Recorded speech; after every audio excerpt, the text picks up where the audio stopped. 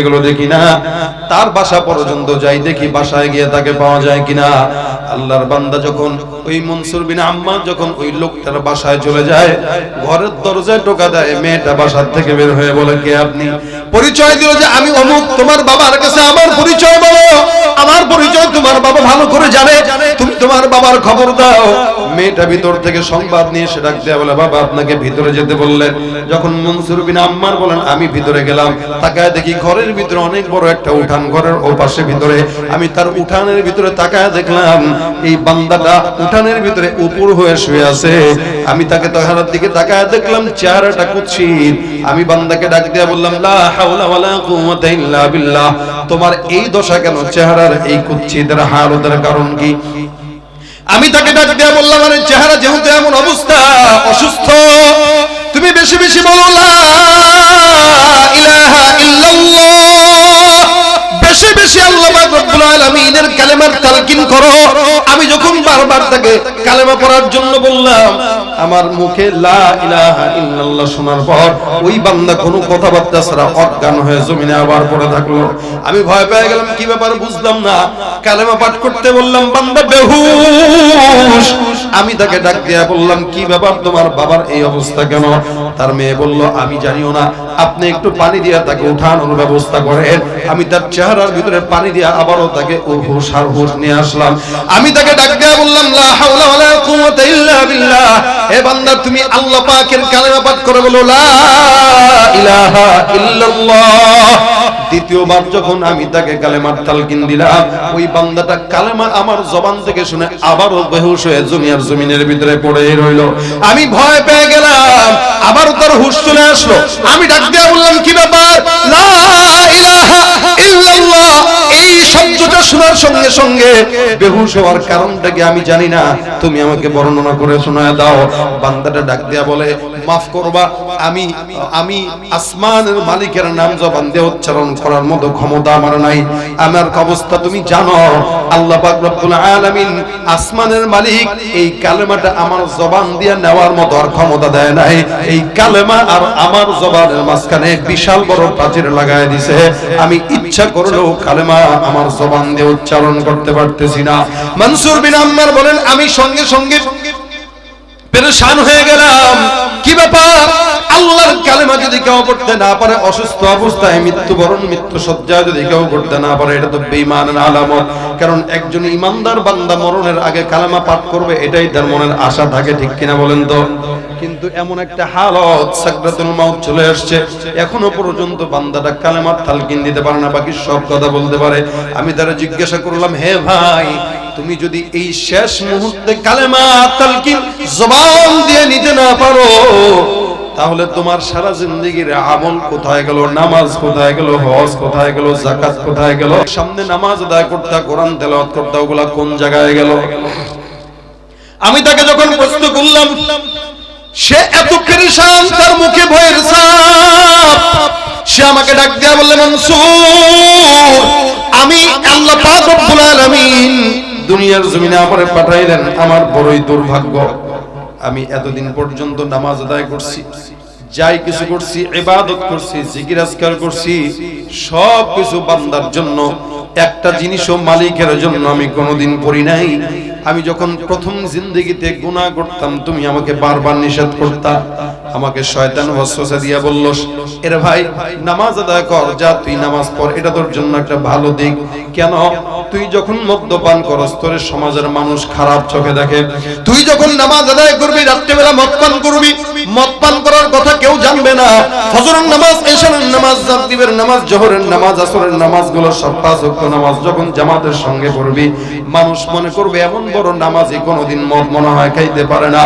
একদিকে নামাজ আদায় করবি, মানুষ তোরে ভালো মনে করবে, আরেকদিকে ঘরে এসে ওই উল্টা পাল্টা সমস্ত গুনাহের কাজ করবি নফসের খায়াসের মোতাবেক, ওটাও কেউ জানবে না, নামাজের কথাই সবাই জানবে। সুতরাং নামাজও হবে, এটাও হবে। শয়তান আমাকে নেক্সট সুরাতে ধোঁকা দিয়ে দেয়। আমি চিন্তা করলাম, সমাজ এই অফারটা তো ভালো, এত সুন্দর লেবাস লাগাইলাম, মসজিদে যাইলাম, পাঁচ ওয়াক্ত নামাজ বা জামাত আদায় করলাম। এই নামাজগুলো পড়ার পর রাত্রিবেলা যখন ঘরে আসতাম, এমন কোন রাত্রি নাই যেই রাত্রিতে ঘরে এসে আমি মদের গ্লাসে চুমুক না দিছি। নাউযুবিল্লাহ। আমি নামাজ আদায় করতাম, এশারের নামাজ, ফজরের নামাজ আদায় করতাম, এশারের নামাজের পরে সাথে সাথে বাসায় এসে মদ পান করে ঘুমায় যাইতাম, কখনো কখনো নারী নিয়ে সময় লাগাইতাম। এমন করতে করতে হঠাৎ করে একদিন আমি অসুস্থ হয়ে গেলাম। খুব বুঝেন, দেখেন, একদিন আমি অসুস্থ হয়ে গেলাম। অসুস্থ হওয়ার পর কোন প্রকার ওষুধ আমাকে সুস্থতা করতে পারে না। এত এত ওষুধ খাই, কবিরাজ দেখাই, হ্যান করি তেন করি, কোনো সুস্থতা নাই। হঠাৎ করে একদিন মাথায় আসলো, আমি কোরআনটা হাতের ভিতরে বউকে ডাক দিয়া বললাম, বিবি আমার হাতে কোরআনটা দাও, কোরআনটা একটু তেলাওয়াত করি। বিবি আমার হাতের ভিতরে কোরআন শরীফটা দেয়, সুন্দর করে তেলাওয়াত করলাম। তেলাওয়াতের পর আসমানের দিকে কোরআনটা তুলে ধরে ডাক দিয়া বলতেছি, আল্লাহ এই কোরআনটা আমি মাত্রই তেলাওয়াত করলাম, মালিক এই কোরআনটার উসিলায় তোমার কাছে চাইলাম, আল্লাহ এই কোরআনের উসিলায় আমার যত রোগ আছে, বালা আছে, সব তুমি দূর করে দাও।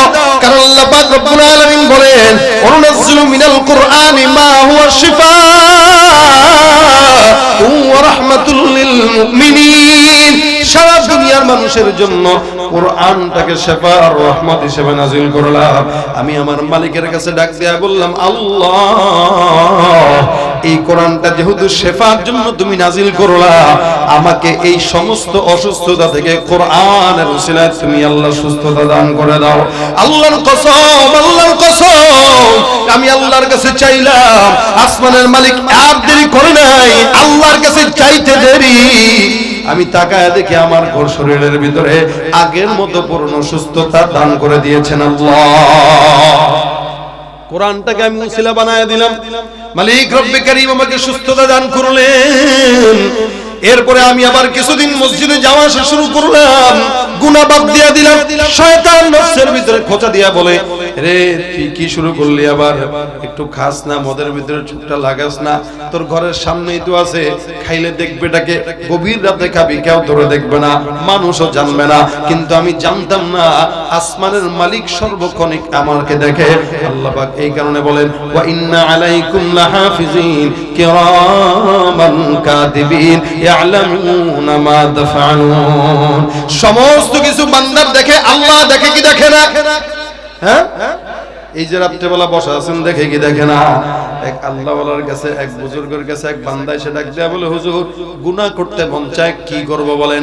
আল্লাহওয়ালা ডাক দিয়া বলে, তিন জায়গায় যায় গুনাহ করবা জায়েজ হয়ে যাবে, তিন জায়গায় যায় গুনাহ করবা জায়েজ হয়ে যাবে। এক জায়গায় এমন জায়গায় যাও যেই জায়গায় গুনাহ করলে সবাই না দেখলেও আল্লাহ কিন্তু দেখবে না, এমন একটা জায়গায় যায় গুনাহ করবা যে আল্লাহ যেখানে তোমার গুনাহ দেখে না। আল্লাহর বান্দা ডাক দিয়া বলে, এমন কোন জায়গা দুনিয়ার জমিনে নাই যেই জায়গায় গুনাহ করব অথচ আমার মাওলা দেখবে না। দুই নম্বর, এমন জায়গায় যে গুনাহ করো যেখানে ফেরেশতারা তোমার আমলনামা লিখবে না। তিন নম্বর, এমন জায়গায় যে গুনাহ করো যেই জায়গায় আজরাইল ফেরেশতা তোমার জান কবজ করার জন্য যাবে না।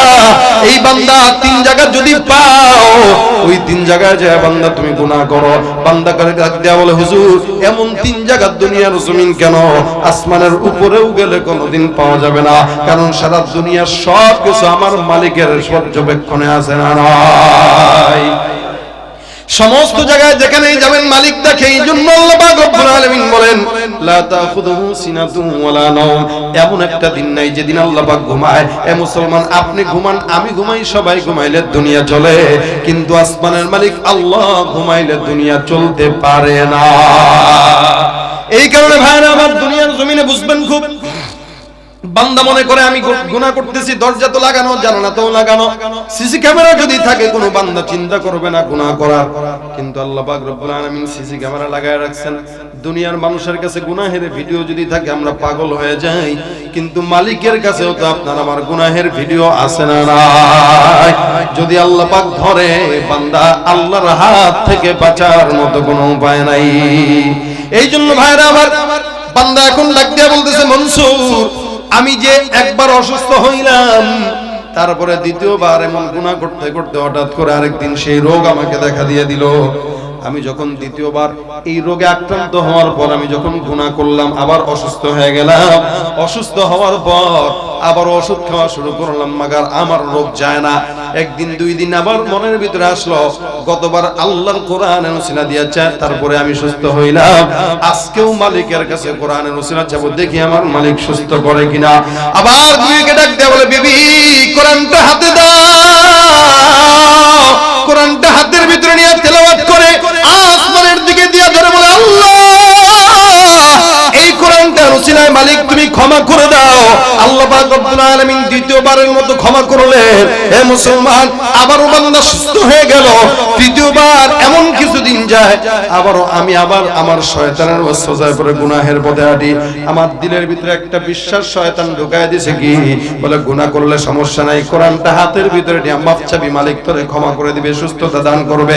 মনে রাখবেন, অনেকে মনে করে এখন গুনাহ করব, আবার আগামীকাল তওবা করব, এখন গুনাহ করব, তওবা করব, বারবার গুনাহ, বারবার তওবা করে আল্লাহ পাক তাদের ব্যাপারে বলেন, ওয়ালাইসাতিত তাওবাতু লিল্লাযিনা ইয়ামালুনাস সাইয়্যাত। এই সমস্ত গুনাহগার যারা কন্টিনিউ গুনাহ করে, এই সকল গুনাহগারদের তওবা আসমানের মালিক কবুল করেন না। এই জন্য অনেক বান্দা মনে রাখবেন, গুনাহ করার পর তওবা যদি কেউ করে, নিয়ত থাকবে আর জিন্দেগিতে কোনোদিন তওবা গুনাহ করব না। এই বান্দাটার শয়তান ওয়াসওয়াসা দিয়া বলে, টেনশনের কোনো কারণ নাই, মালিক তো একজন আছে, maaf করার জন্য আসমানে আছে।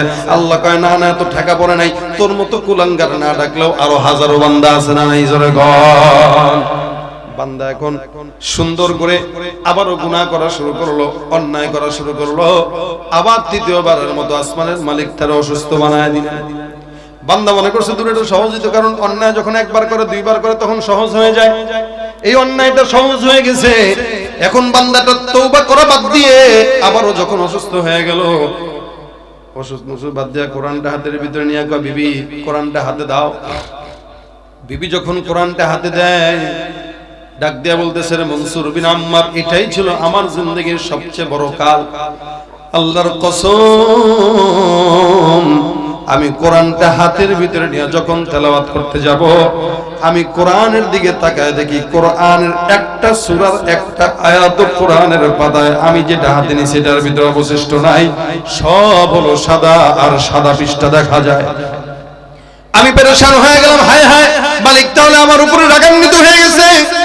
আমি আল্লাহকে ডাকতে চাইলাম, আমি কালেমার তালকিন দিতে চাইলাম, কিন্তু আফসোস আমার জবান দিয়ে আমি একবারের জন্য আল্লাহর নামটা নিতে পারি নাই। আমি আমার জবান দিয়া ইস্তেগফারও পড়তে পারি নাই, কালেমাও পড়তে পারি নাই। সেদিনের পর থেকে অসুস্থতা বাড়তে বাড়তে বাড়তে বাড়তে আজকের এই হালত। এখনো পর্যন্ত আমি আমার মাওলার নামটা ভালো করে নিতে পারি না, কালেমাটাও পড়তে পারি না, ইস্তেগফারও পড়তে পারি না। আমি এত চেষ্টা করি, এত চাই আমার মালিককে ডাকতে, কিন্তু আমার মালিক তার নাম আর আমার জবানের মাঝখানে বিশাল বড় পর্দা লাগাই দিয়েছে। নাউযুবিল্লাহ। এই জন্য ভাইরা আমার, গুনাহটা এমন একটা জিনিস, এই গুনাহটা যখন বান্দা বারবার করে, এটা কুফরির পর্যায়ে চলে যায়। বারবার যখন পরে, এই কথা শোনার পর মনসুর বিন আম্মার বলেন, আস্তাগফিরুল্লাহ, আমি চিন্তা করলাম, যেহেতু এই বান্দাটা গুনাহগার, আল্লাহ পাক রব্বুল আলামিন তার উপরে গজব নাজিল করছে, এখানে বেশিক্ষণ থাকা যাবে না, এখান থেকে চলে যাওয়া লাগবে। বেচারা বাসার দিকে রওনা হয়ে গেছে, বাড়ির দিকে রওনা হয়ে গেছে। পিছন থেকে কিছুক্ষণ পর একজন ডাক দেয়া বলতেছে, ভাই একটু আগে ওই বান্দা, আল্লাহর বান্দা যাকে তুমি দেখে আসছো, ওই বান্দা কিছুক্ষণ আগে দুনিয়ার জমিন থেকে বিদায় হয়ে গেছে। মনসুর বিন আম্মার বলেন, দেখেন দুনিয়ার মানুষেরা কোন বান্দা যখন গুনাহকে গুনাহ মনে করে না, আল্লাহ তার উপরে রাগান্বিত হয়। এই কারণে নবী বলেন, ইয়াকুমুল মাসিয়া ফা ইন্না বিল মাসিয়াতি হাল্লা সাফাতুল্লাহি